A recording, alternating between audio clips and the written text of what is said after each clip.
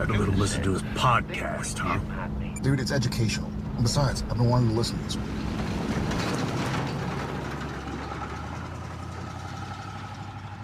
Welcome to Idling in the Impala, a podcast by and for lovers of supernatural and the fan fiction it inspires. Before we begin, just want to remind you to like, subscribe, follow wherever you listen to us so you don't miss any episodes or bonus stuff that we do. I'm Sandra.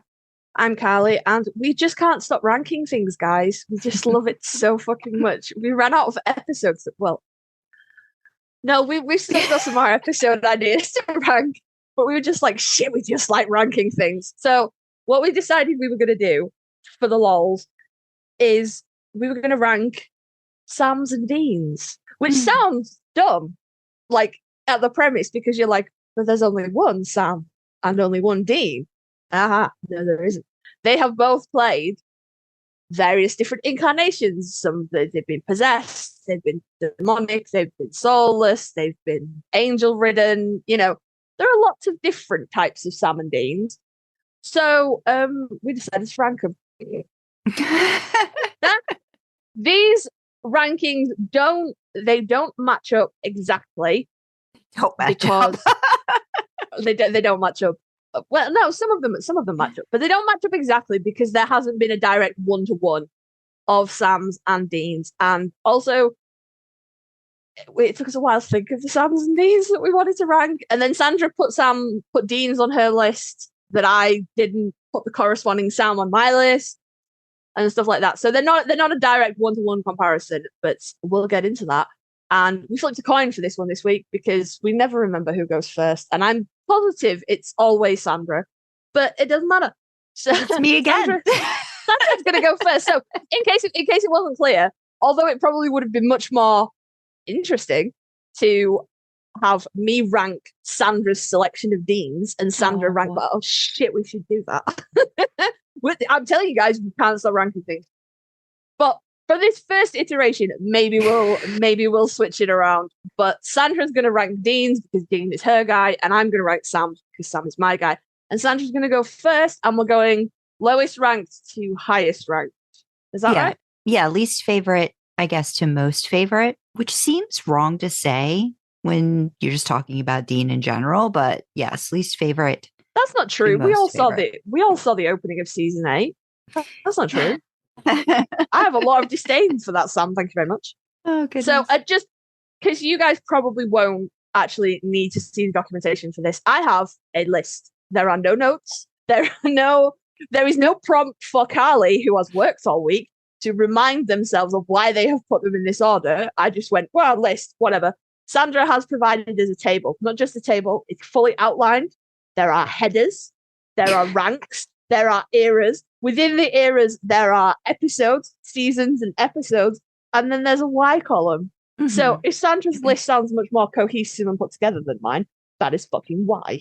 Well, I also did this last night, and I was just like, I felt like I've been... Tell them the truth. I felt like I've been slacking. So I was like, I want a table. I said, let me do a table. I haven't done a table in a while. So I did a little table. These are not tables that you could put on Google Sheet. This is just a table in a Google Doc, but it's still tell the truth. What am I telling the truth about? No, I thought you were going to be like, oh no, I didn't think you were going to fess up that you thought it had been too long since you made a table.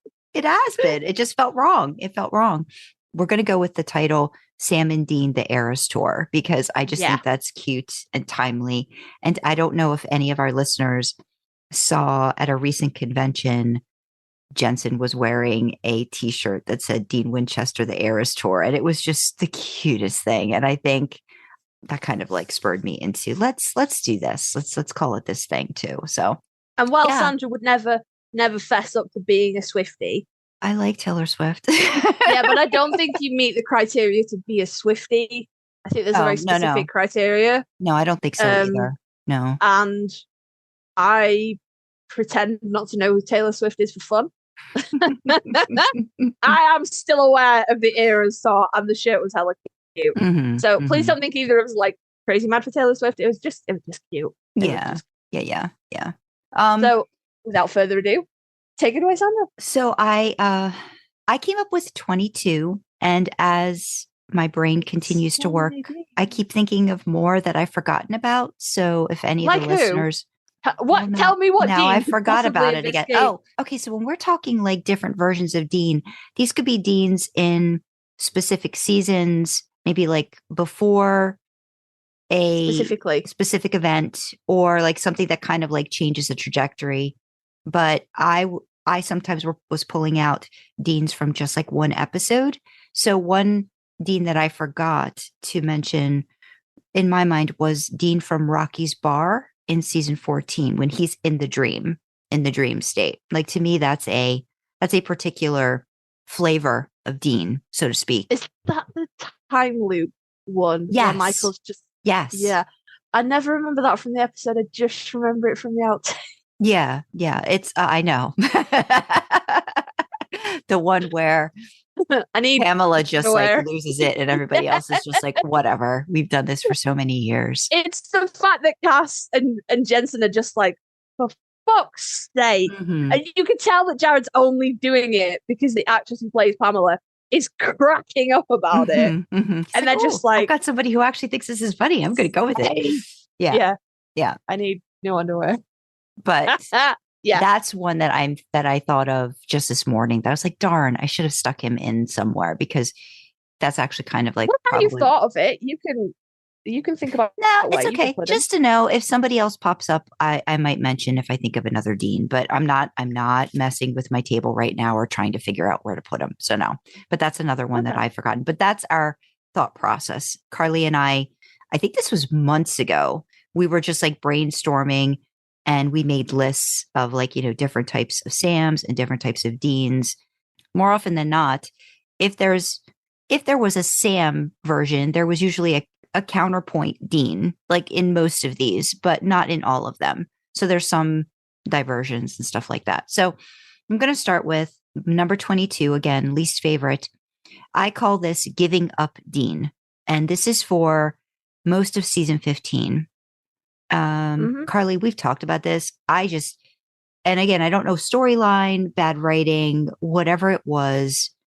This is the most unlike Dean like I've ever seen. I felt a big disconnect with his character for most of the middle of season 15. And I couldn't quite put my finger on what it was, but it was a different type of dejection, a detachment, whatever happens, or, the sacrificing, kind of going above and beyond what he was normally willing to do. So he's just my least favorite. Most of season 15, Giving Up Dean. Number 21 is Heaven Dean, season 15, the series finale. And that's just more about where and how the character got there than the portrayal. And again, we have discussed this at length. We don't need to go into it again. We did a whole episode on it, guys. We want to know what we think about the finale. Yes. You can check it out. We're not going to go over it again.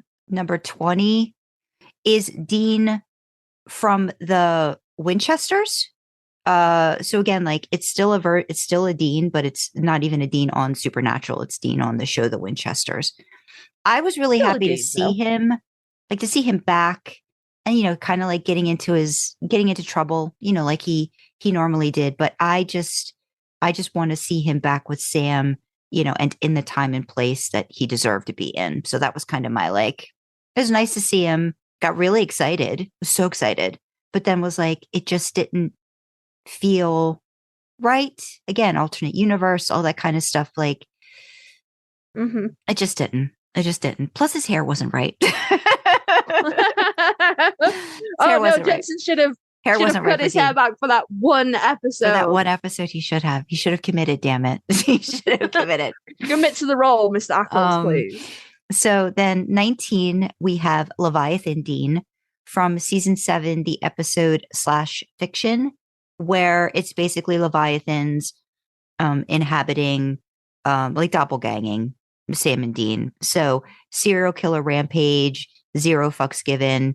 It was a fun little detour, and like their commentary about the brains they were inhabiting at the time, and like the angst and all the stuff that they were dealing with. I found that fun. It was twisted but fun. So I like that. But I'm still, I want you to know that I'm mad that is so low down on your list, because there are deans that I think fucking suck massive dick compared to Leviathan Dean that you put like way up the list. So I know. Well, we can, you know what? You can, right after I go through mine, you can comment. You could even make notes if you want on the No, thing. I'm not. I'm going to save all my comments because we're going to switch this round and we're going to record an alternate one, not an alternate one, but a follow-up one where we I change the ranking. Dean. Okay. Yeah. Right. I'll take your list of deans and rank them in the order I think, and you can take my list of Sams and rank them in the order you think. Okay. That sounds good. The podcast mascot has upped his mascot duties this week, and not content to just sit on the bed or sit on the table, has decided he's going to sit in my fucking lap. So if y'all hear any weird like muffles or bangs or anything, it's because the cat, who is not a small animal, by the way, has decided that he needs to be here in my face. Carry on. So number 18, we've got, so again, this is like a 1 episode one, season 3, Demon Dean from Dream a Little Dream.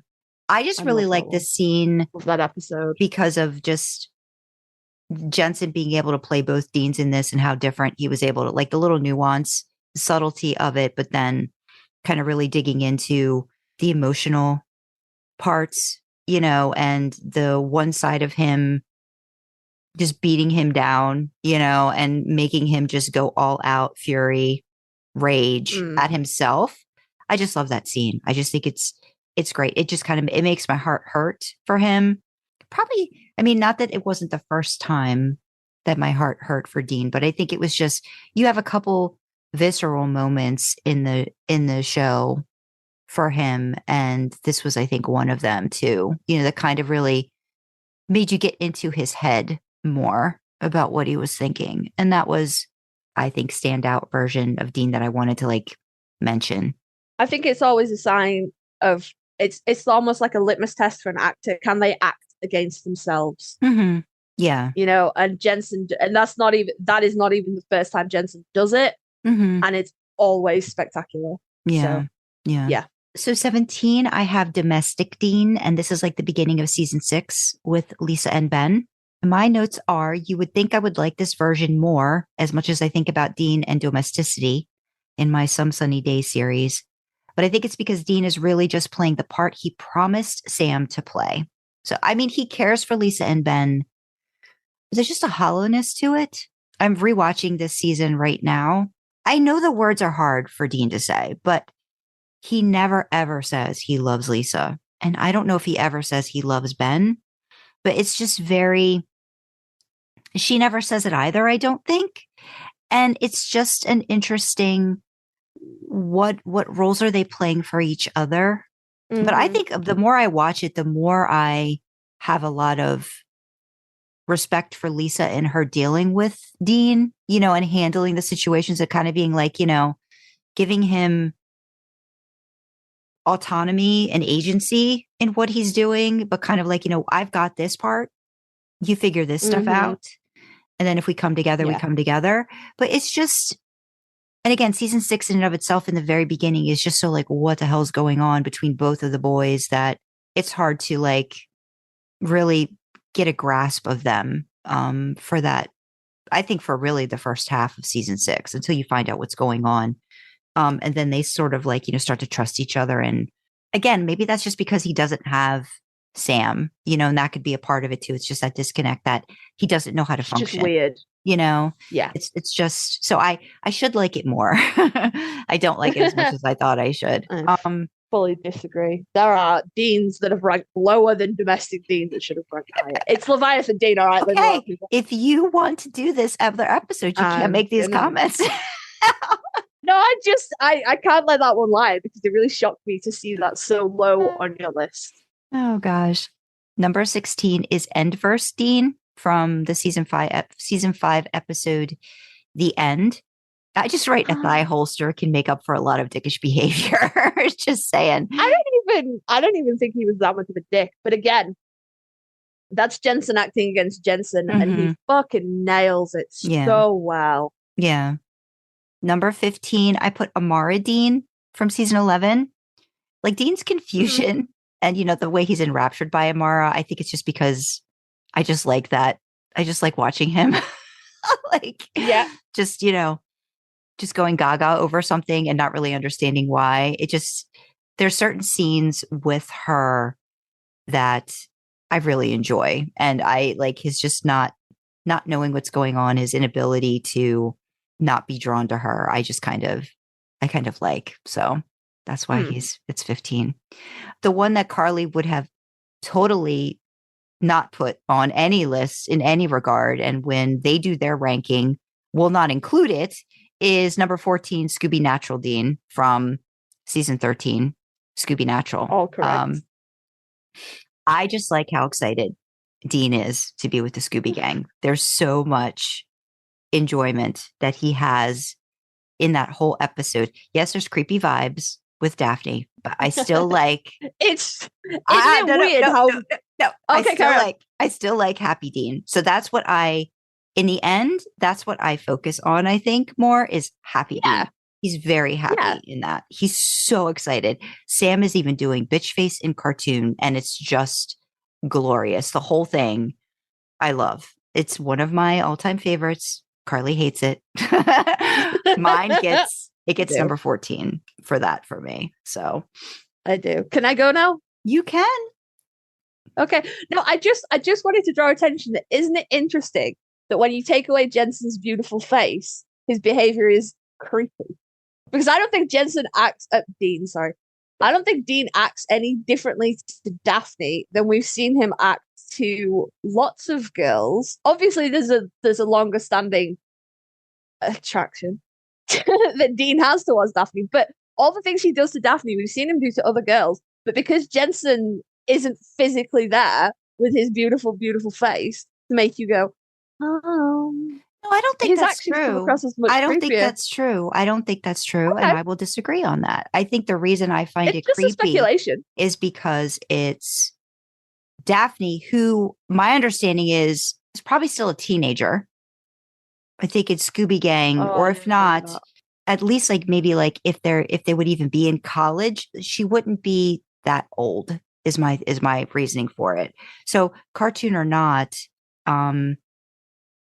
I just get it's a creepy vibe for him to be hitting on somebody younger, also not human.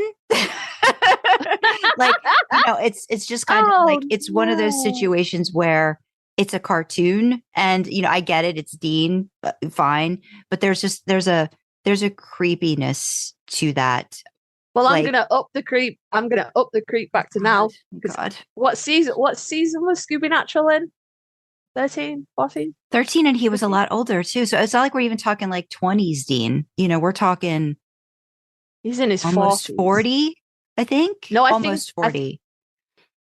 When did Dean get? He was 41 in 15, wasn't he? Yeah, so he would have just been 40. 39. Maybe. Yeah. So because In the original Scooby-Doo series, Daphne was 16. Yeah. Okay. See, that's just creepy. So that is very creepy. I will say though, it doesn't balance it out in any way. That is creepy as shit. There are behind the scenes clips of Jared and Jensen recording their lines for Scoobynatural, and one of them is Jensen doing the Sammy, look how big my mouth is. I love that line, and it's hilarious. I love it. And he just cracks up, and Jared's cracking up. It's fucking cute. I know Supernatural episodes from their bloopers, fam. That's it.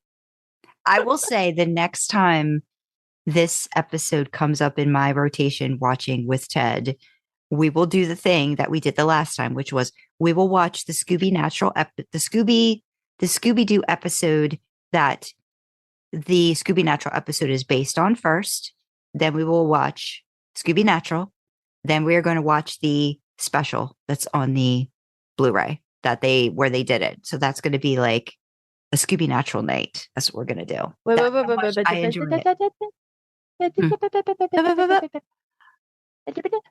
It's based on an actual episode. I thought it was just based on the series, as a whole. No, there's an actual Scooby-Doo episode. Actual episode like that where I will find it. I will link it in the description because link them all. because I had to find it because I knew when I first saw the house, I said, I've seen that house before in Scooby-Doo. I said, there's an episode that's actually based around this. I know there is. And there was. We watched that first. And yeah, I'll find it. I'll link it in the description. Yeah. The artwork is today great. I learned. The artwork is really great. It's very spot on. And like, I mean, it definitely veers, off, but the startup is the same, kind of like the cold open, is kind of the same in terms of the storyline. But they have to spend the night at a, haunted quote unquote house to, for Scooby, I think, to get the inheritance or whatever. Yeah. Based on a real episode. Yep. Yip and dee. Yeah. Well, there we go. Today I have learned. So on all those tangents, number 13 is Dean Smith from season 4 episode It's a Terrible Life. I like seeing Dean dressed up as a Ken doll. That's always cute, like business Dean. Fucking shit, though. I like that there's like a immediate switch that he goes from thinking Sam Wesson's batshit crazy to fully in on the whole, yeah, let's hunt some ghosts thing. There's that little boy excitement towards the tail end of the episode, like when they're learning and they work together. That's very endearing to me. So the dynamics between them not being brothers is also very fun in the beginning too, especially when he's like, dude, save it for the, what does he say? Save it for the health club. Save it for the health club. Yeah. Or something. Yes. And I was just like, okay. Number 12 is Purgatory Dean. Season 8, the flashbacks. Solely due to his badassery and how hot the man looks dirty. Even dirty. So hot. He's just really so good. Yeah. It's just there's a lot just like gross and gritty and dirty. And I can never watch any of the purgatory scenes without knowing that Jensen went to the director or the producer and was like, why does Dean not have a beard? And Castiel does have a beard, and they are getting the answer. Dean has knives.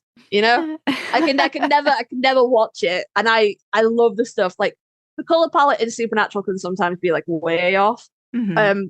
But the color palettes that they did for Purgatory and that really like washed out, almost grayscale, fucking perfect. Yeah, and he's so dirty and he's so gross. He's got a big like. I want to say it's like obsidian or something, like kind of axe.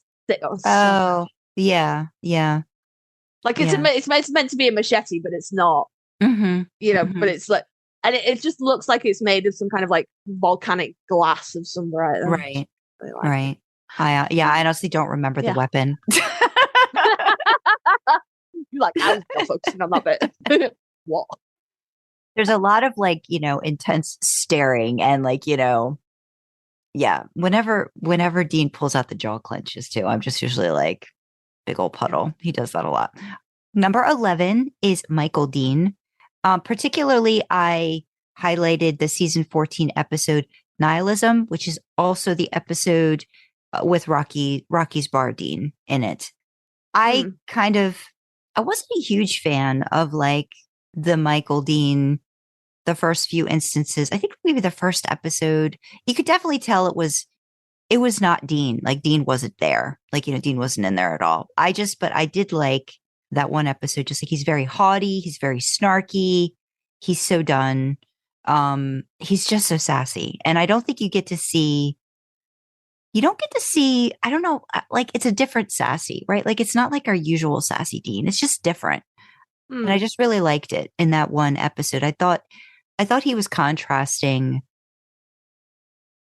everything about Dean's usual demeanor, like really well. Like there wasn't any part of Dean in that performance. And I liked that. I liked it. Not necessarily that I was like, oh, but I mean, he looked great in the suits and all that good stuff. But I just really liked that. That one performance. I like those kind of when J2 get to play, possessed, demonic or angel people, and you can like you get to see them, and it's not even Dean.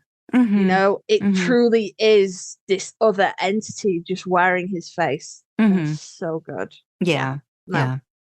I'm with you there. Number 10, I have Post Purgatory Dean from season 8.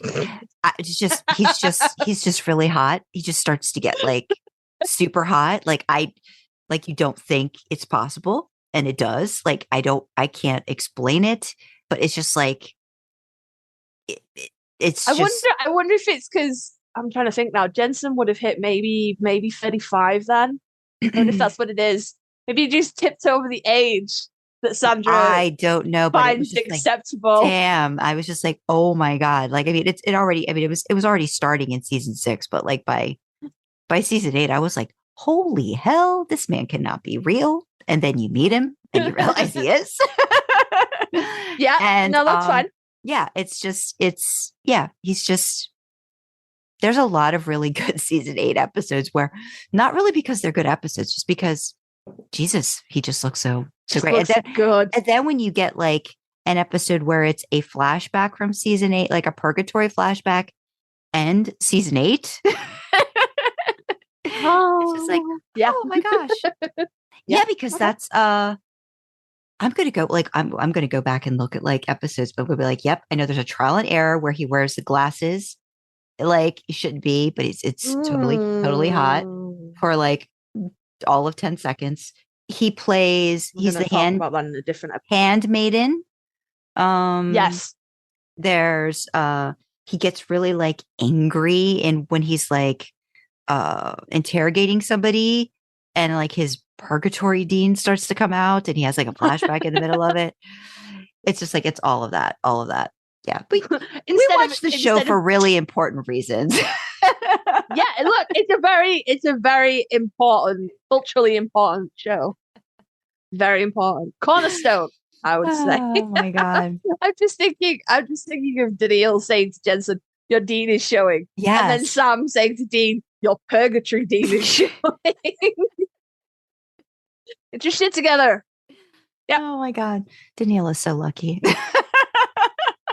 Oh, so lucky. Yeah. Just to even get I'll give you that. part of that at any given moment for a few seconds. Amazing. Okay, so number 9 is this Top 10, woo. Yeah. Oh yeah, we got into that. So number 9 is I call this post demon deal Dean from season 3. So this is like after he's made the deal that he's going to go to hell. So like dealing with trying to figure out if there's a way that they can get out of the deal for Dean and, Lilith and all that fun stuff. I think really this is just a lot more about the season 2, but Dean's grappling with things emotionally in this season. I kind of feel like you start to get a lot more of, his insecurities, his fears, his deflections, different things like that I think really do start to just endear him to me. Rewatching, I'll tell you, rewatching the seasons, I will say I do love how much more you get out of a rewatch each time. I really do think it's different. Every time you're building on something, you get a little bit more, you look for something different. And I did enjoy the relationship between Sam and Dean, seeing that growth, and the hurdles that they face. So I think just as a whole, it's just more of like season 3 in general and Dean within it, even though I do not like, he is very clean shaven in season 3. It's Dolphin's belly. Like it really is, and it's just like, it's Dolphin's belly, which is just, I'm not used to him. Sandra has feelings about rough and scruffy Dean. I like rough and scruffy. I don't like, again, like we'll talk about, but like a little bit of stubble ain't bad, but he looks especially young, I think, in a lot of episodes in season 3. Gives you the more time passes between season 3 and now. Weird. It's like, I'm like, okay, that's a baby. I'm getting older. He's staying the exact same age. This is weird.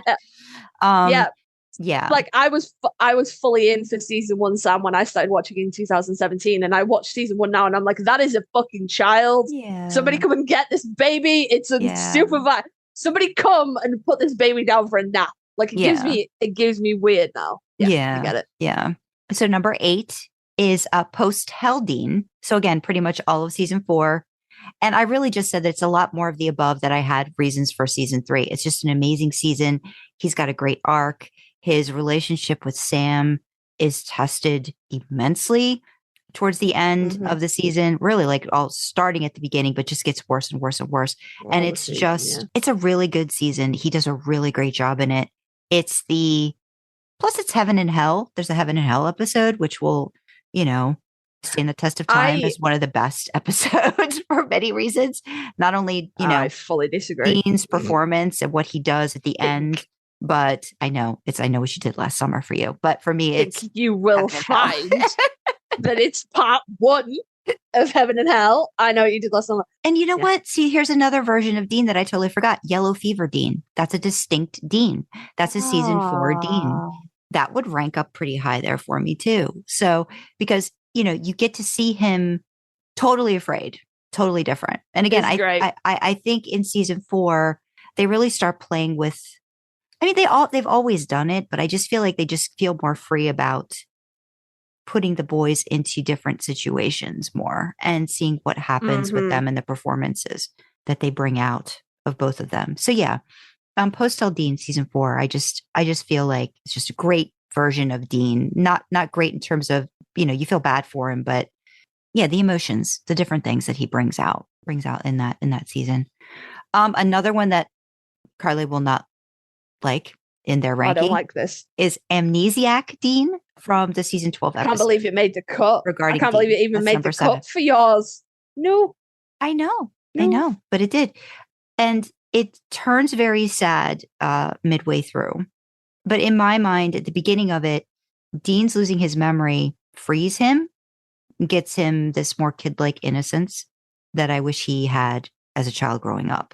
It's just this different expression of stripped away Dean of all the baggage that I think Jensen does an amazing job in this episode.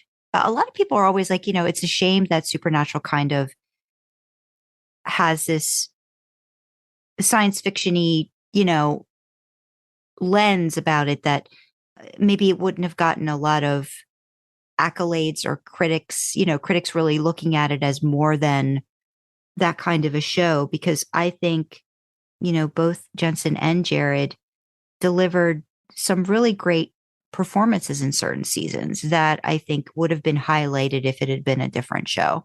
And I think him in this, he goes through a lot. Dean goes through a lot. But then it kind of like all gets fixed and wrapped up at the end in that cute way. I just love that, Dean's just like holds up a little sticky, witch killing bullets, it's just like, yeah. And then he's just like, Sam comes down the stairs and he's like, brother, witch. And he just boom. And, it's just that there's a tragedy to it, but then a lightness that I think Supernatural has the ability to pull off that other shows kind of couldn't, all within one episode. And it's not Amnesiac Dean on the mechanical bull, but damn, just for that. It's in that episode. And that scene influenced Sandra so much, she put it in one of her own words. Like, I want to see him on a mechanical bull, damn it. And I just, again, the hotness level of Jensen and Dean as the years, like, first I was like, season 9 and 10 is pretty right up there. But then no, there's still stuff coming, like year after year after year. And I just chef's kiss Dean. I would say Jensen is top 5, the hottest he has ever been in his life currently now in 2023. So, it's kind of weird. That's the thing. You keep thinking, no, I don't think he's reached his peak yet. I really don't. I think we've still got a good few years of him being as hot as he possibly can be. Boy, we're giving you all the real reasons why. I want it noted right now. I didn't rank any of my Sams by hotness. Aw, okay. Well, I wish I had now. I feel bad. Well, there was a little bit of hotness in some of these rankings, but not in every ranking. But sometimes it just the hotness pushed it over. So number 6. We'll see if that holds up to the test when we get to my list, and you can go, no. Number 6. Number 6, Demon Dean from season 10. Just taken away from us way too soon. I would have loved to have seen more of Dean Mon for a few more episodes.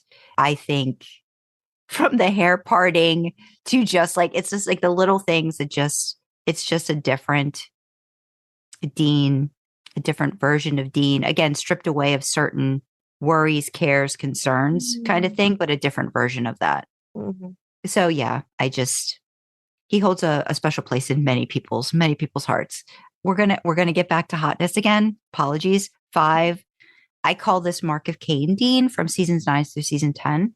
And it's not consistent throughout. It kind of pops in here and there. But there's badass fight scenes, trying to maintain his self-control. There's lots of jaw clenches. Confidence. I bet fucks given. Jensen's dentist was making bank during that season. I also get the feeling that in a lot of, like, Jensen probably could have put a reel together of season 9 and season 10 Dean and been like, this is my soldier boy audition. Like, there's certain parts in there, not a lot, but certain parts where I feel like he toes the line of that 0 fucks given. It's not quite the same as Demon Dean. It's just a little bit different, a little bit of a different flavor to it. And he's also, again, we're getting into like, man, just beautiful. Like season 9, Devil May Care, it just keeps getting better and better and better and better. So it doesn't stop. So that's where I'm at. This is totally, the man does things to me when he's Mark of Cain Dean. So, yep. Number 4, you're probably not going to like this one either. But again, I call it Mary Returns Dean from season 12. And it's really just the first few episodes. It's before Mary abandons them. I just like seeing how happy Dean is to have his mom back. You really I feel like you've cherry picked that then. What do you mean? I feel like you do. Because if you're going, it's Mary Returns Dean, so it's Dean with his mom back in his world again. And you've gone the first few episodes where he's super happy and then ignored the rest of the season where she fucked off and he's sad. Yeah. Wasn't that the point? Aren't we allowed to pick the different versions of Dean for this? Yeah, no, you can. Did I misinterpret the homework assignment, Karlee? Now I'm confused. You can, but you put it all under Mary Returns. And I just feel like, but I'm should have been like Mary Returns before she fucks up. Well, I said before Mary abandons them, so I clarified in my why. Then. See, it's in my why. Before Mary abandons them, I love seeing how happy Dean is having his mom back. I do not like how Dean gets treated when Mary leaves and how he feels about it. I don't like any of that and all the torment he's trying to go to try to connect with her. But the Mary returning is a very happy, satisfied boy. And that makes me happy to see him happy. So again, that's why. No, that's okay. That's okay. You can, I retract my criticism. That's all right. You can have that. You amended it in the comments. It's fine. I can't wait to hear yours and get all these explanations. So number 3, I just call him Baby Dean from season 1. And this ranked higher than I thought he would. But again, I think it's the rewatches are giving me wanting to take care of him more. And knowing that he's been through so much already at this point, but he's still got a carefree attitude, at least that he displays, that's very different from later season Deans. There's just a weight of everything keeps piling on him. So I wrote anything pre-Dean having to possibly kill, and I put Dean again, but I meant Sam. Anything pre-Dean having to possibly kill Sam is a sweet summer child to me. And so we're talking like anything season 1 up until probably like the very beginning Yeah. Beginning of season 2, when he finds out from John that, he's going to have to do something. Yeah. And Jensen, at like in the pilot, in the first season, Jensen was like 26, 27. Mm-hmm. He was not like Jared was like a 22, 23-year-old like actual baby. Mm-hmm. But I still look back at the pilot and I'm like, will somebody come and get these babies and give them some juice and a nap? Yeah. They are fucking children. And it's the cutest. Yeah. He smiles differently. He smiles different, 1. right? Yeah. Yeah. It's really weird. Again, like there's just good. Like, there's a definite era to that Dean. And a lot of people would always say, oh, I miss season 1 Dean. And I don't think I really got it until I started, kind of rewatching it. Be like, yeah, this is the Dean that they're talking about. Like the one that didn't have the whole weight of the world on his shoulders. Season number 2. Number 2. I keep saying season number 2. Give me all the holidays. Give me all the holidays, Dean. This is season 15, Last Holiday. I distill it into one scene in the entire episode. The little clap that Dean does at the top of the stairs when he and Sam return back to the bunker and Mrs. Butters is all set to celebrate Christmas with them. I wrote, that is what I want for Dean. He deserves all that happy and more. And I just feel like he's so happy in those like little montages and moments that it's just like, oh, he's getting all this stuff he didn't get. And I mean, the boys talk about holidays a lot. I think even though they don't necessarily go through them, like they have a lot of memories that kind of conflict about holidays and stuff. And I think a lot of what Dean did for Sam was try to give Sam sort of normal of holidays as he could, but I don't know how much he was given that. So I feel like this is kind of his, this is somebody taking care of you and giving you all the holidays that you wanted. And I just love that. I just love that. He's so happy. He does like the clap and then he claps on the rails. And it's just the cutest little thing that I've ever seen a 40-year-old man do. And you just want to hug him and be like, yes, you get all that. But okay. Gonna rain on your parade so fucking hard in a minute. Okay. Number one. Go. We found the Batcave Dean. So it's the middle of season 8 when they find the bunker.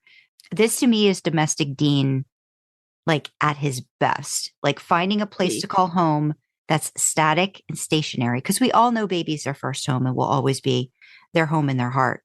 But he just settles in. He embraces it. He revels in it. He cooks. He does all the things that he's like, he fixes up his room. He just goes It's got memory foam. It's got memory foam. It remembers him. And he's just like, he's decorating. Like, and I just think he's lived in a duffel bag, lived in a car so many decades. And to finally found a place where he can just breathe. And it feels like his. He's so beautiful in that. It's lovely to see him that happy. Again, for me, it's just happy. And he's just as happy as he can be with the world falling apart. He's happy. He takes that happy, embraces it, and makes it his. And it's his.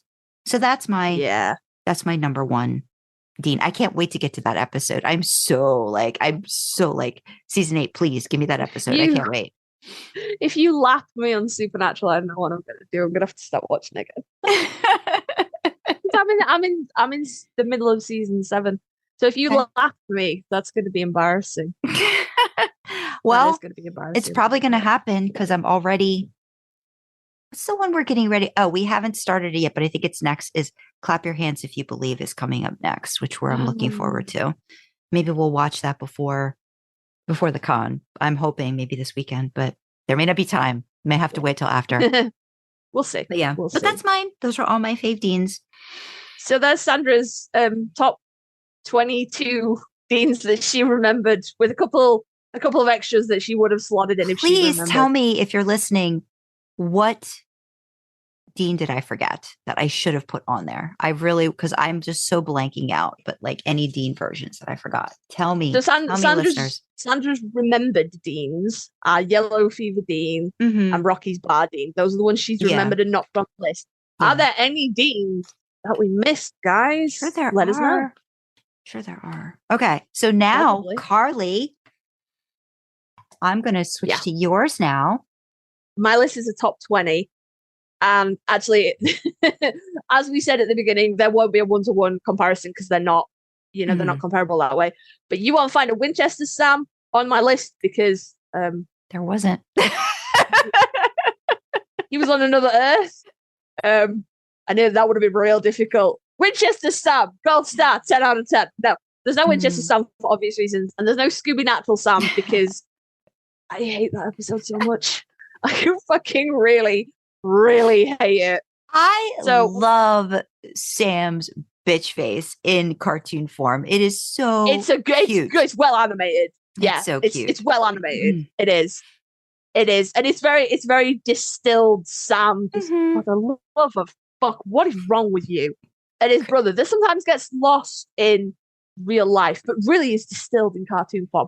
I still hate that fucking episode. So I have not ranked Scoobynatural Sam. It's number 21. All right, that's how low down the fucking list it is. It beats out my number 20, which is post Dean Sam. So this is my least favorite Sam. And Scoobynatural would rank even lower than this. No, it would. If I'd have ranked it, it'd come like, this is the worst. This is the worst. And I'm talking everything from the barn scene where they're having that final conversation right the way to Hey Sammy on the bridge. Okay. All of it is it hurts. And, like sometimes Supernatural hurts me and I like it. I did not enjoy this. Yeah. This was really like, I cried from the moment it becomes obvious what has happened to Dean, the rest of the episode, and then additionally about 2 hours after that. And my husband was just like, what is wrong with you? And I'm like, you just wouldn't understand. It wasn't meant to be like this. Yeah. So he never speaks again, and you could, even the parts of his life that are supposed to show him happy, he's walking little toddler, please kidnap me, Dean, through the park. He's playing catch with him with blurry wife in the background. He's helping him with his homework. It's sad. It's sad. It's like a photo that someone's ripped in half. There's a part missing even in these happy scenes. And then, the ending when he's in the bed. We're not going to talk about the Doc Brown wig. But if we put a hat on Jared for that scene and he gets in the car and just holds the wig, that's heartbreaking. That's a heartbreaking. So palpable. Yeah. And you know what else as well? I really hope that the Impala is in the garage because Sam is too old to drive it. Like the engine is too powerful, his reflexes too slow. But I really hope that he passed her on to Dean Jr. because Dean would be devastated at his baby just rotting away in a garage. So yeah, I hate it. I hate it. Like it will always be, no matter how many Sams you make me rank, this will always be at the bottom. Next one, controversial. White suit Samatha. Okay, there's just something about, I don't know what it is, because y'all know I like me a possessed Sam. I'm a big fucking fan of a possessed Sam, but there's just something about like that white suit, and he's cutting the roses in this like wasteland almost. And like I can see what the writers were going for. It's like, oh look, he's all white and pure in this filth, and I can see it. But all I look at it is it's just pretentious. Like he's trying so hard. Well, that it's comical, and I don't mean Jared is trying so hard. I mean Lucifer in Sam is trying so hard that it's not even funny. It's just sad. Yeah, because I think, like, up until that point in the season, I think we really only see Mark Pellegrino as Lucifer in the episode right before Free to Be You and Me, when he's talking to Sam. And there's not a lot of thread. I find it hard seeing that Lucifer portrayal and then like the Samifer. Like you said, it's definitely very like pretentious and uppity. Like I see where it's going, but it's like it doesn't quite mesh. Yeah. Like it's a little different. Even Cassifer, you can see the cues he's pulled from Mark Pellegrino. You can see the bits that he's lifted and gone, okay, this is, this, Mark does this and Mark does that, and he's melded it in. But it's also very dramatic. Like you said, it's supposed to be this very like, he's putting on this show for Dean too. Like, like trying to make it feel like there's no way it's always going to happen this way. But yeah, it's a little different. It's not quite what's expected. It's just thinking about it more now and like the placement of it, like the end of season 5, Samifer is much more, I feel like, cohesive and makes a lot more sense, overall than that little bit that you see of him in the end in that one episode. Controversial, I know, because I know a whole lot of people love White Suit Samifer, but I'm not with you there, guys. I'm sorry. Number 18 for me is, I suppose this is the Sam version of Domestic Dean.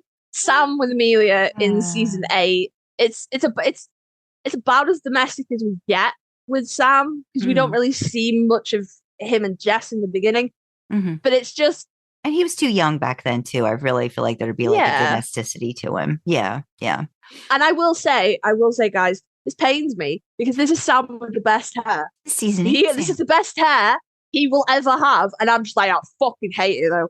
And I think it's just it's Amelia, it's the plot line, it's the fact that he's very obviously given up on Dean, or he's not, whether it's niggling him or not, he's like, oh, fuck, got to find out what's happening. Thing, ignoring Kevin, like all of that. It's very not Sam. It's very much for plot purposes, Sam, which I don't. And I know that Sam has a tendency to be a bit more selfish than Dean, and a bit more focused on, on his wants over the whole. But I don't think Kevin would have fallen. But that's too far. With that. That was a little much. No. Yeah. But that's it. They needed Amelia, that to be the thing. Yeah. Mm-hmm. Yeah, but it's garbage. It is garbage. I agree. No, I agree. But that's the plot. Yeah, but I don't like it. So, where did this rank on your Dean, Sandra? Let me just check. Number 4. Okay. So this particular situation was number 4 on Sandra's list of Deans. It is number 17 on mine. Sam after Mary comes back. Because you can see that he just doesn't know what to do. And there's so much expectation being put on him by Dean. Like, this is Mom. Why are you not like, and he's like, he's trying, and you can see he's trying. And there are a few really lovely moments with Sam and Mary, sorry.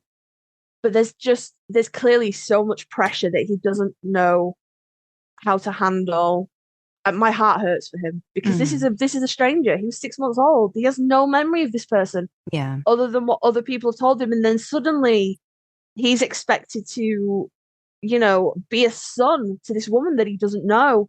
And you can see him like he's just waiting for the other shoe to drop. Whereas Dean fully jumps in and embraces, oh my God, I've got my mum back. Right. You can tell Sam's waiting. So when the shoe drops and it devastates Dean, Sam's kind of like, I don't know what you expected. And that hurts. I don't like that. Yeah. I get it. I think it gets into the whole contrasting when you put the two boys in a situation, depending on what's going on, you're going to have varying reactions, so that's a really good example of how very polar opposite, that one situation and the boy's reaction to it, yeah. I agree. I agree. Yeah. So my next Sam, it's 16 on my list. It was 2 on Sandra's. And I know, I understand. Sam. I totally get it. Yeah. I totally get it. Because for all the reasons that Sandra loves Dean, you know, at the top of the stairs in the clap, and he bangs the barrier at the banister, and he's like, oh my God, Christmas. And you can Sam is just a lost little puppy. Sam's just stood there like, what? And you know, we've talked about this before. It's the difference between a boy who remembers a family Christmas, even at 4, you know, he will remember, versus a boy who has no idea what this looks like. This is completely alien to him. Yeah. So he doesn't get. He's like, I don't know what I'm supposed to do. I don't know what to do with my hands. And it's just, Dean's like, oh my God, and Sam's just like, what the fuck? Just makes me sad. It just makes me sad, guys. I know. I know. I never like it when the show forces you to acknowledge all the things Sam didn't get. It's ostracizing him, I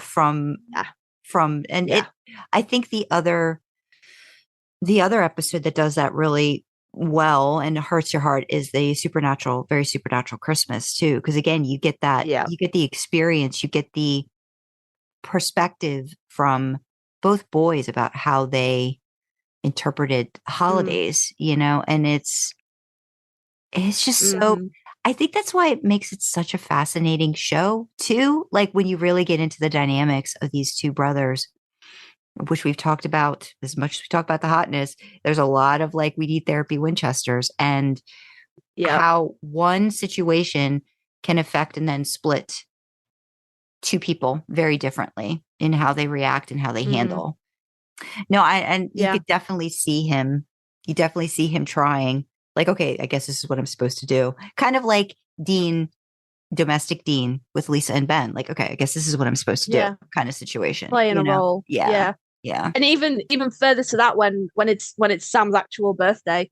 And you know, you can see he's kind of got this fake smile on his face, and I love the headband. I think that's so cute. Yeah, I don't know in canon who would have talked him into that headband. I think probably Mrs. Butters, but it's so cute. But you can see like Dean's enthusiasm for this birthday party is genuine and, you know, real. And but Dean's enthusiasm is about what he wants. But he's still like there is enthusiasm for a party to celebrate a birthday, even if that enthusiasm is just looking around going, I can have all this for me in like 7 months. Whereas Sam's kind of just with the really obvious boss smile, just like, I don't know what to do with my hands, guys. This is weird and uncomfortable. It makes me feel like, birthday parties, guys. So that's funny. It was number 2 for Sandra, and it's way down at the bottom for me. Next one up, number 15, is, I suppose you would call it, I've got it down here as like chief/leader Sam, but like early season 14 Sam. You know, like while Michael is wearing Dean, and then shortly after when Dean comes back, and Dean's kind of like, oh, you're chief now. And I think Sam does a really good job with it. I think he is as good a leader as Dean is and can be, but it's the forced nature of it. He didn't want all these people. He didn't sign up for all these people. Why, you know, all these people are now looking to him, and he is now tasked with this responsibility that he has to keep them safe. But what he really wants to do is run out into the Impala and drive around the country until he finds his brother. Right. And you can see the pull between these two things.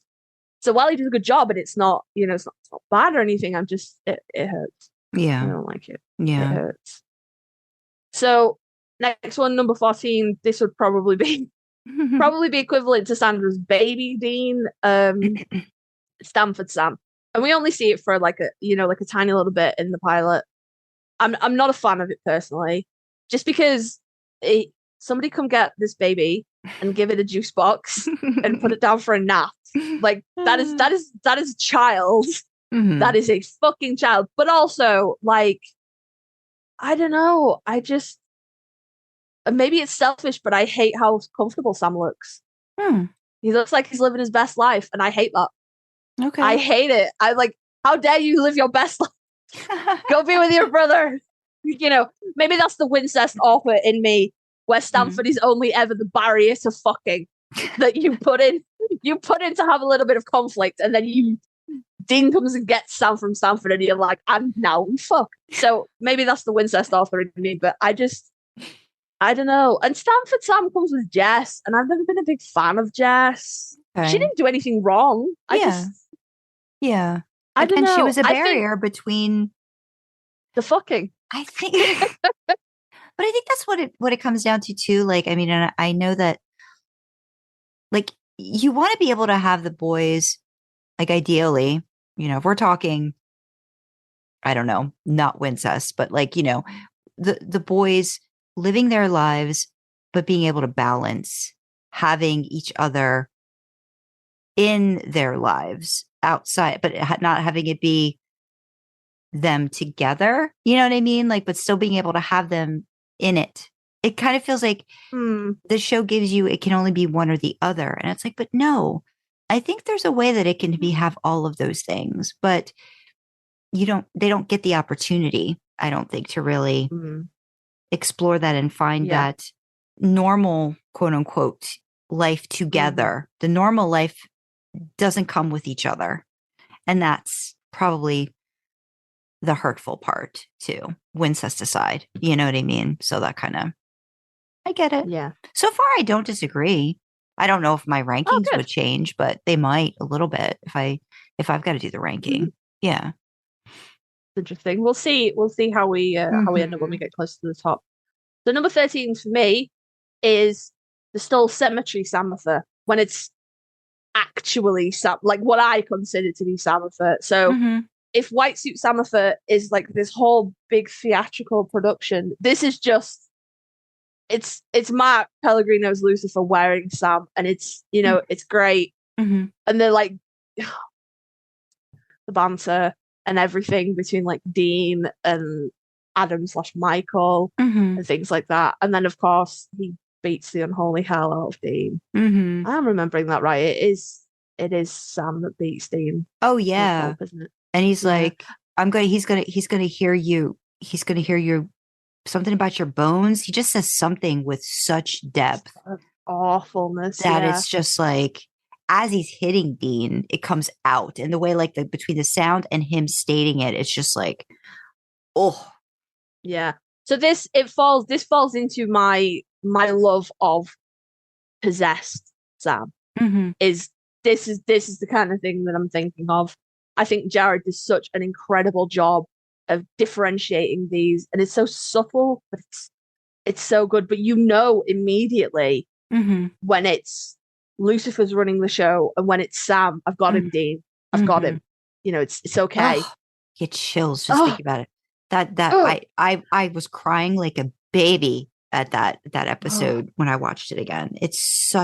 He does such a good job in that scene, and it's just so overwhelming and emotional. And then I suppose also they might be in the same episode, but it's not in Still Cemetery, when he actually says yes to Lucifer, and Lucifer makes you think that Sam is in control, episode. And then he's like, aha, psych, it was me all along. Yeah.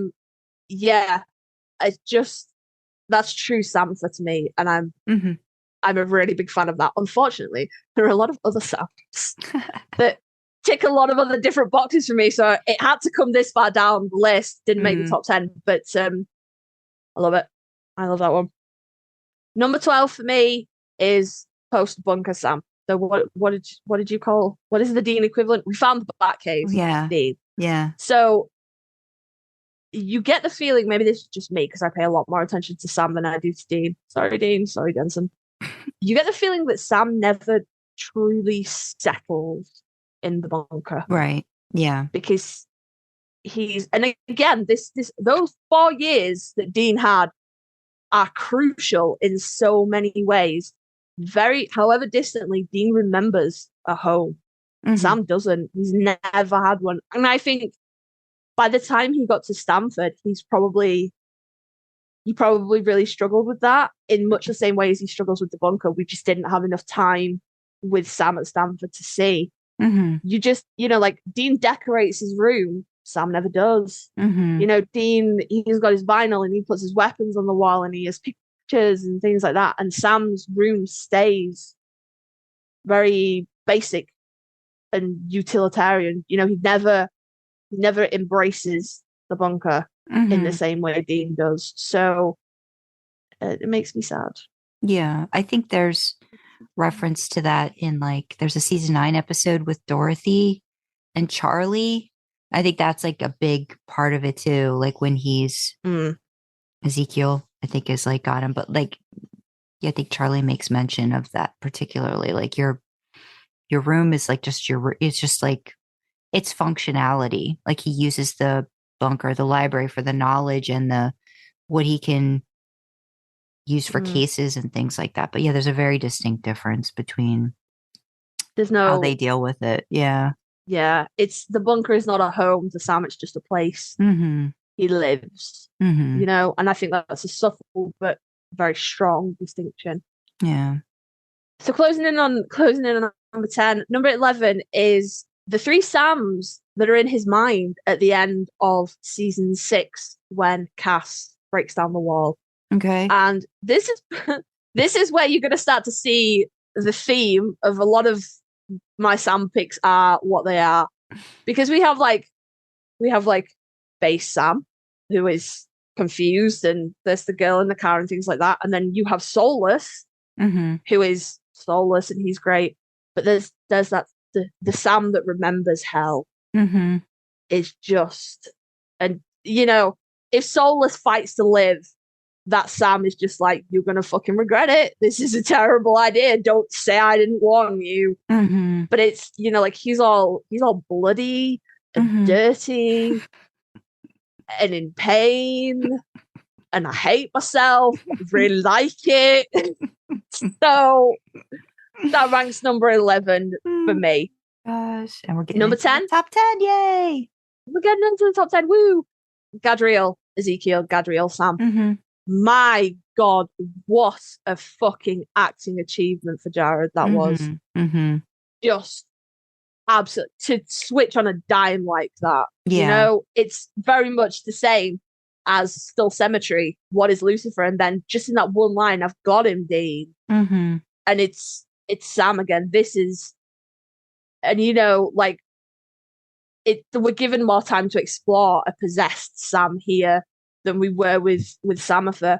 And you know, like the adjustment of the posture and the voice changes and just all his mannerisms change, and it's just so good. Yeah. When they hold on him for a lot of the switches, you know, like the switch overs, it's very impressive to see sort of like the micro expressions and how his face just shifts into this other person. It's like looking at a completely different person, isn't it? And again, you can kind of see that although we only had Tomoa as Gadriel for a very brief period in the hospital, you can see that Jared just lifted just little bits. But then when we get Tomoa back after Gadriel is left, you can see the bits of Sam's, you know, like portrayal, Sam's acting, Jared's portrayal, Jared's acting choices that come back over to Tomoa. So the shift of Gadriel between the vessels, it's still the same character, you know, just a different face. And I think it's so good. It's very good. So we're into my top 10 now. So number 9, which I had forgotten about until right before we started recording, and Sandra was like, I forgot Dean Smith. And I was like, oh shit, I forgot Sam Wesson. Bollocks. Oh god. So Sam Wesson got slotted in here at number 9. I think he's actually one of the only 3 Sams that make it into the top 10 that are not ruined in some way. Make of that what you will. I love Sam Wesson. I love Jared's portrayal of him. While I have never worked tech support, I have worked customer service on the phone, and that kind of bored. And tried turning it off and back on again. Jesus fucking Christ. I hate this so much.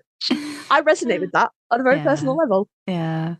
Whatever your feelings about that polo shirt, Whatever your feelings about it are, A, it's better than that monstrosity they dressed Jensen in, for a start off. Fight me over that shirt, guys. I hate it.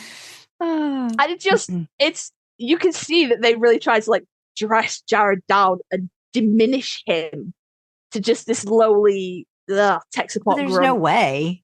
Yeah. You can't, when you see him in the cubicle, oh my God, the cubicle thing is hilarious. Yeah. Even Ted's like, look at him in the cubicle. It's like, I know. And he's so like, he fills out that fucking shirt, you know, and I like from a story perspective as well.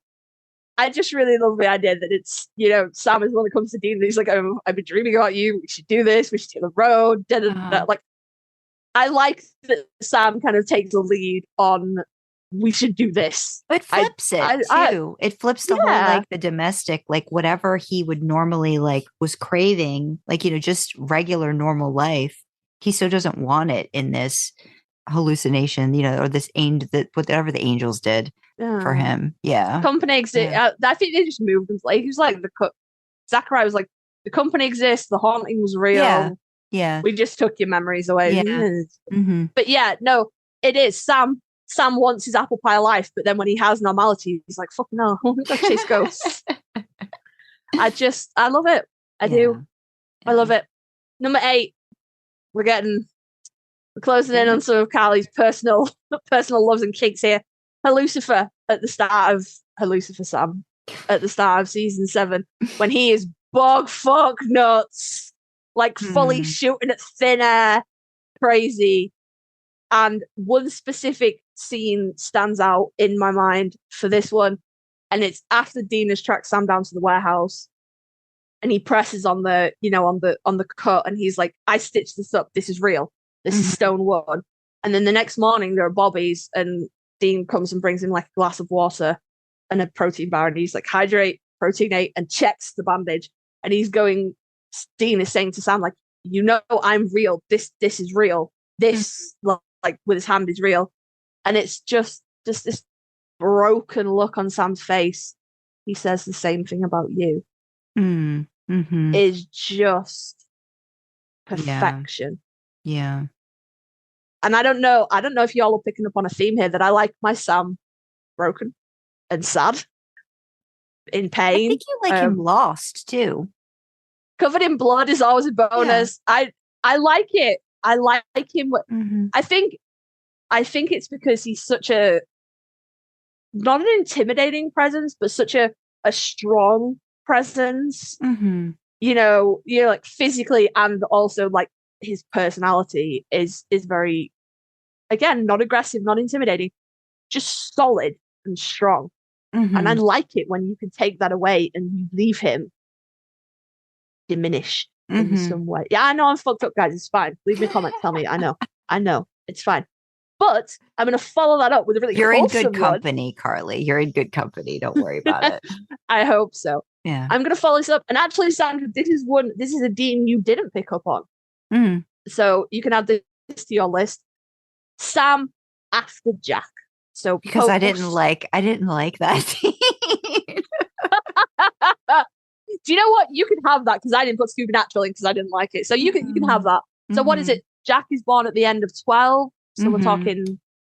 I mean, I'm specifically talking. Are you thinking at the very beginning of 13, season 13? Yeah. See, I don't like Dean's reaction to Jack in that. Yeah. See, I love Sam's reaction, whereas Dean is very much, it's a monster. Yeah. Sam is like, it's a fucking baby. Yeah. Get it a juice box and put it down for a nap. What is wrong with you? Yeah. But I very much like that, given the opportunity to be the guardian parent, the bigger brother, Sam embraces it fully. And Dean is having some conflicted feels, and we won't hold that against him. Yeah. He's lost a lot too, in that situation. Yeah. And there's a lot of things that are going on, and it's fine. We won't hold that against Dean. But I love the fact that Sam, who is eternally, while Dean doesn't baby him, he is eternally looked out for is able to go in the absence of his authority figure, guardian, whatever you want to say, in the absence of that, is able to go, okay, it's my turn, and step up. Because a lot of children who are raised, not necessarily the way that Sam and Dean were raised, obviously, but a lot of children that are raised with parental figures that do their best to cater to their every whim turn into spoiled little brats. But Sam doesn't, Yeah. He's always been a good, kind person.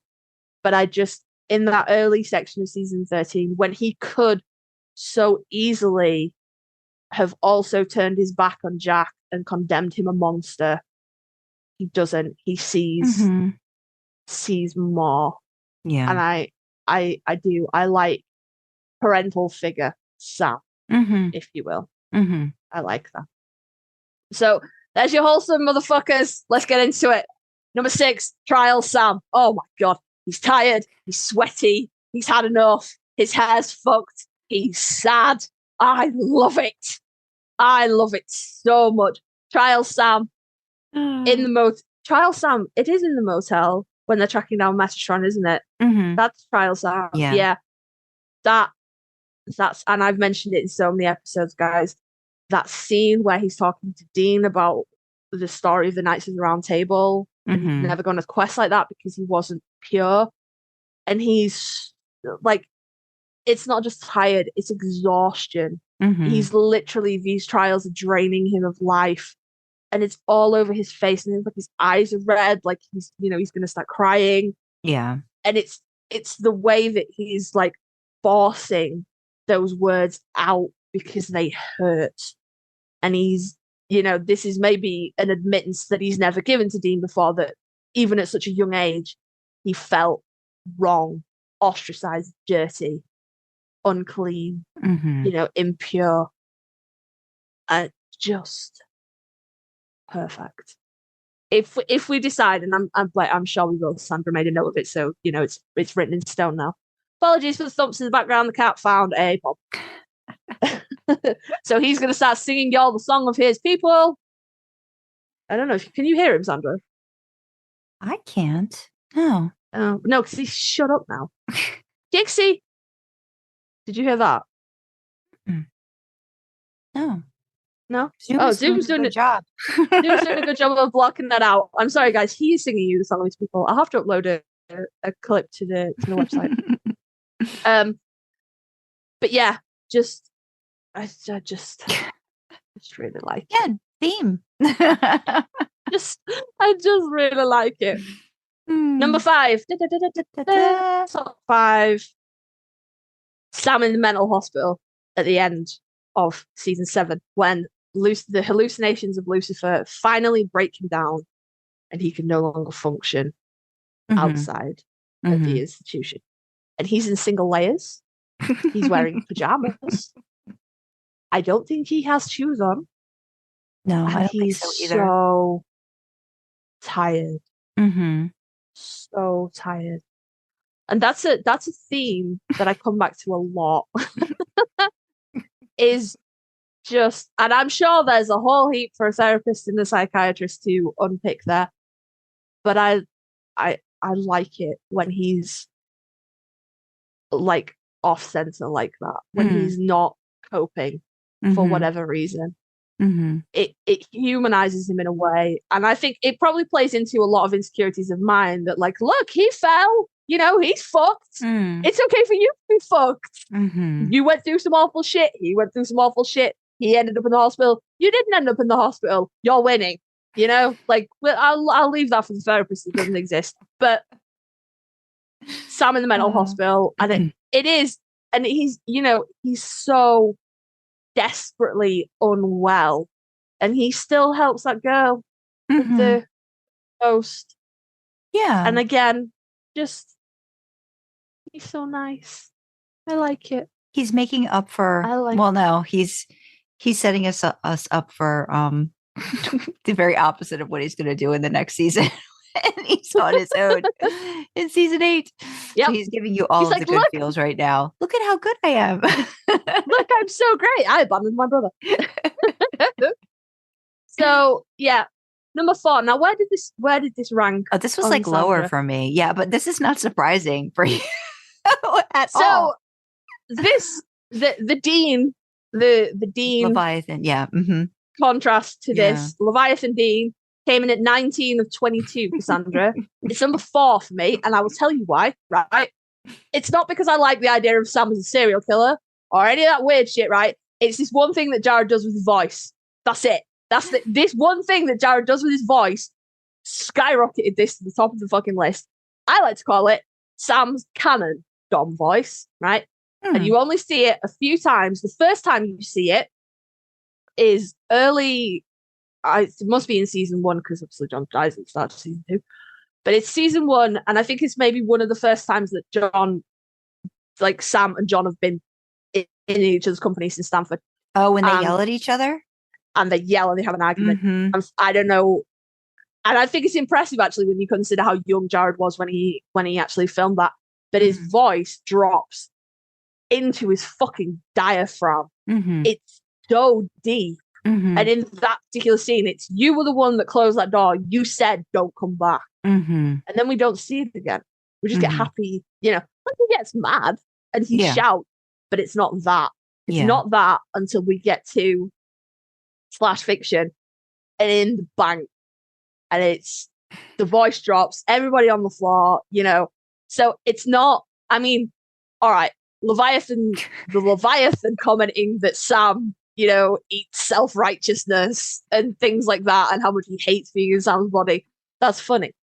But it's number 4 because of those acting choices for Jared, because Jesus fucking Christ, I would pay him to just record canon Dom sound.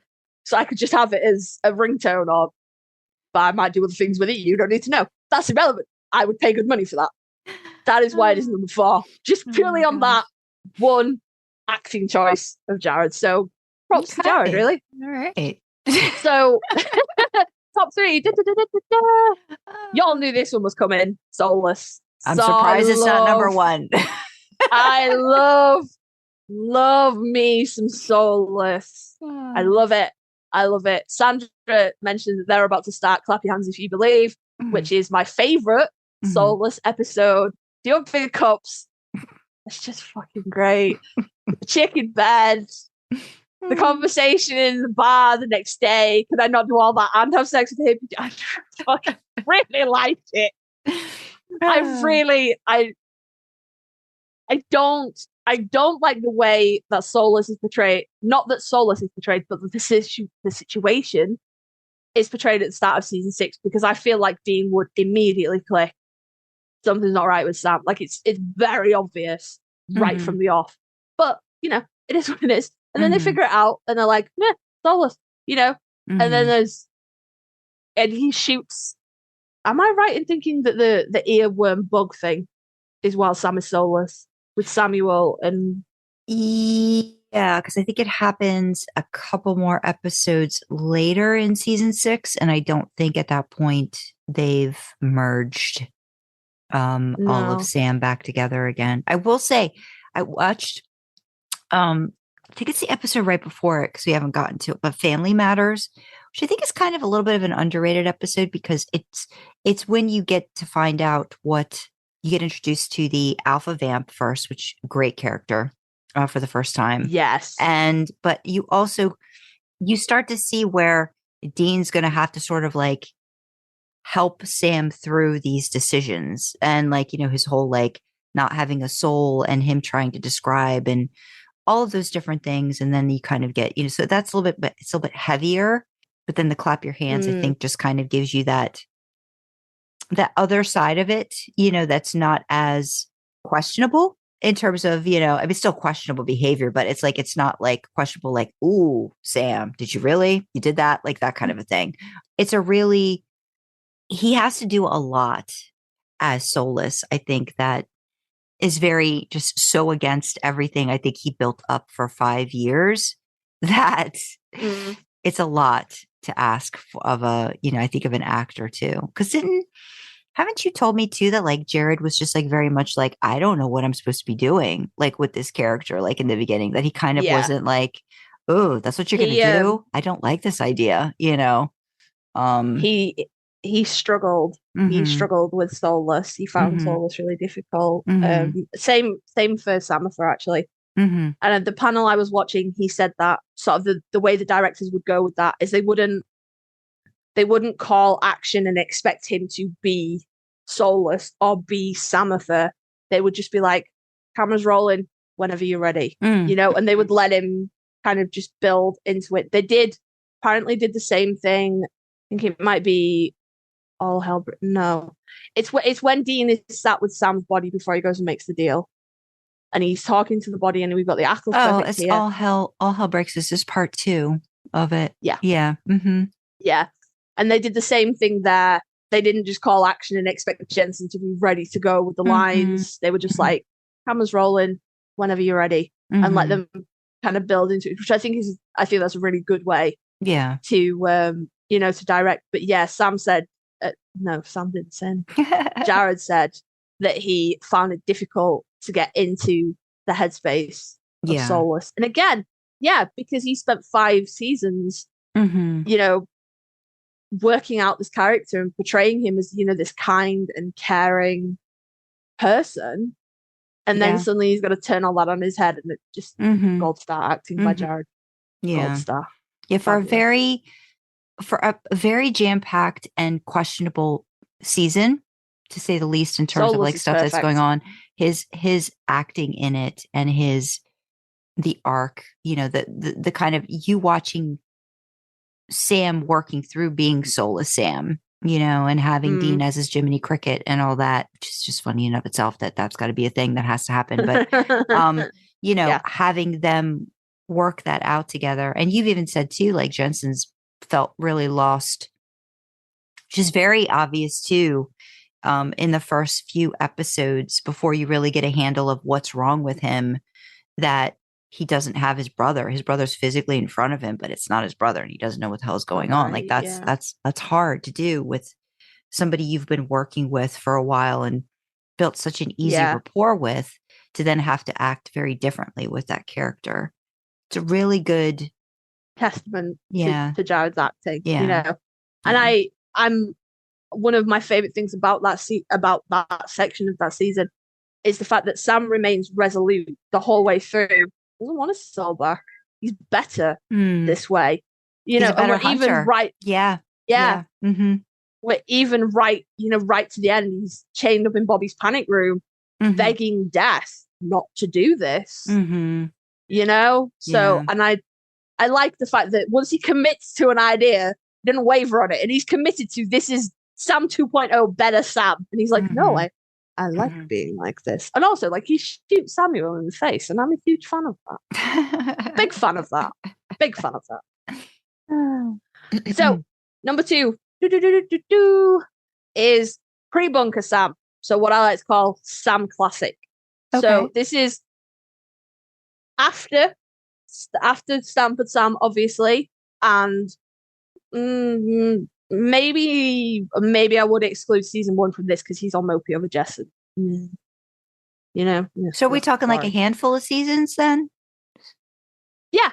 Okay. Yeah. This is just like, if we have Sam post bunker and how Sam behaves with the bunker as a permanent base in his mind, this is pre-bunker Sam. Okay.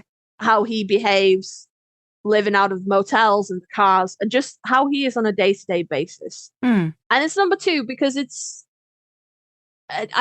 just classic. You can't beat that, Yeah. We get to see Sam develop, and I would feel very much the same about pre-bunker Dean. They come to us season 1, they're these little babies, and we see them grow and change and develop, and I love that. I just love when he's not being anyone else, when he's not possessed or soulless or ill or hallucinating, or when he's not anything else, when he's just Sam. that is the character that I fell in love with. I think it has a lot to do with them being together more too. You know what I mean? Like, as I think the bunker being such a big place in and of itself and them having their own rooms or whatever, but them just being together, like in the car, in the motels. Yeah. It's just them. Yeah, there's a lot of good things with those first few seasons in the beginning. Like I said, rewatching it's nice to see that relationship and how it's just evolves together. Yeah. Yeah. And you see them, this is maybe we're coming from season 1. This is maybe the first time that they've ever really hunted together both as adults in their own right. Without John breathing down the neck, telling them what to do. They're both adults doing this job. And you see the dynamics, like, the sand shakes out and you see how it's going to be, and the roles that Sam takes in interviewing witnesses, and the roles that Dean takes, and who does this and who does that, and, who sleeps in the bed closest to the door, all those kind of things. And this is, like I said, this is when he's not being anything else, when he's being Sam, this is the person that I fell in love with. This is the character that I fell in love with. This is the boy with the kaleidoscope eyes that I love as if they were genuinely a real human being. I could not do anything other than I could, because it's not number 1. But I could not do anything other. If my number 1, if that episode had never existed, this would be my number 1. I love him in all his iterations. I do. But I fell in love with the boy with the kaleidoscope eyes. It's Sam classic. I'm getting all mushy. Right, let's ruin it. Number 1. Any guesses, Sandra? Before you even saw the sheet, if you had just listened to me go through, is there anyone that you're going, someone's missing? Well, yeah, because I would have automatically just thought Soulless was number 1, but then this makes perfect sense because you have waxed quite poetic about this Sam iteration before. So yes, I did see it. I did see it. So I was like, okay, this is not a surprise. Okay. if you're listening and obviously you don't have access to my list and you're sat there going, someone's missing, put it in the comments. Pause it and put it in the comments. We'll wait. Have you done it? Okay, great. It's Meg Sam. I'm sorry. I'm so sorry. I'm sorry. If this episode had never, ever existed, it would be Sam Classic. My number 1, my boy with kaleidoscope eyes. It would. But unfortunately, this episode does exist. Is this Born Under a Bad Sign? Is that what this one is? Yes. Yeah. Yes. And a few things that, like, there's one specific thing that sticks out in my mind. And it's Sam ties Jo up in the bar, and he sings songs to her. My daddy shot your daddy in the head.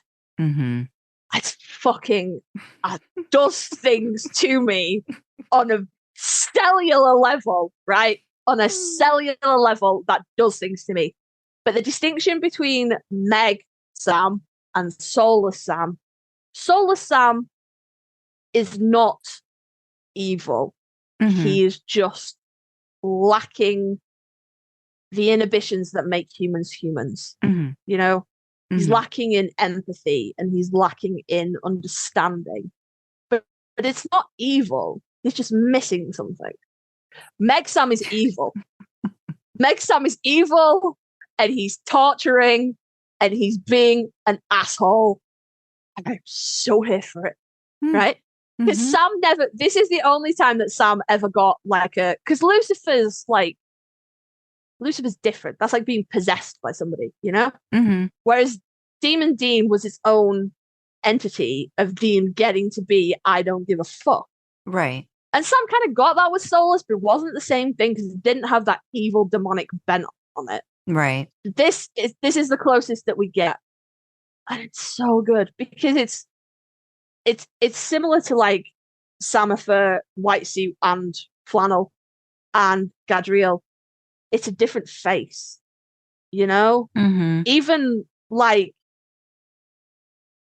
when he turns up at Bobby's, just a little bit off, Mm-hmm. And it's not anything, it's not something you could go, it's this. Just a little bit off. Yeah. Just a little bit. Yeah. You know? And then obviously Bobby gives him the beer with the holy water and his eyes go black and then I died. I did a few other things and then I died. But it is, if I had to narrow it down to just one bit, my daddy shot your daddy in the head. Mm-hmm. Okay. Even though I know he's a demon and he would probably rip my head off like a female praying mantis, I would climb him like a goddamn tree and just hang on for the ride. And if I died, I died. Oh, I'm fine with it. Oh gosh. Very, very interesting. Yes.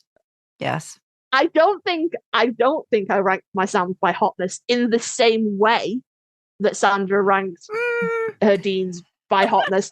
But the fact that one comes in at number one, I cannot argue with the fact that I'm like, yeah, it's the hottest he is in like what you consider hotness. I think there are instances in here where that's what's happening, but because I like it when he's fucked. You do. So I think it's hot. Here's Karlee. I think he's hot when he's fucked. Sam likes him torturing or being tortured. It's one or the other. Yeah. Torturing or being tortured. Either way, buffet. Yeah. I don't know how to explain it, guys. I don't know how to explain it. I'm helping a friend write a really, really, really, really, really, really dark fic at the moment. And they keep coming to me and being like, I'm this. And I go, and what if we made it 1,000 times? What if we just made this happen? And oh, look, now it's fucked times 2. All right. I hold my hands up. I'm fucked. All right. I know what to tell you. I'm so glad you have a Sammy playmate that's going to give you all of these things. I love, my soul loves Sam Classic. Mm-hmm. It does. That is the part of Sam that my soul reaches out for. And when I say I identify with Sam, or this particular scene with Sam, or that particular scene with Sam resonates with me, that is what I'm talking about. Yeah. But I just really like it when he's fucked in some way. And that can be powerful fucked. So he's soulless, he's possessed, he's doing evil deeds for evil reasons. Or it can be that someone's fucking with him and he's ruined. Just like it. Just like it. Yeah. And I definitely think we should trade lists and rank them based on how we would rank the other ones. Yeah. Nice. I think we should. But that is my top 20 Sams. Yeah. So did Karlee miss anybody? Did Karlee miss any? Did I miss a Sam versions? Yeah. Any. So we should probably we should wrap this up. This has been another. You know what? We keep thinking we're going to have a short one, and nope, we just keep having long episodes. Nope. For some reason we just can't do it. We just can't do it lately. It's like the writing. We try. We try, guys. I promise we try. We try.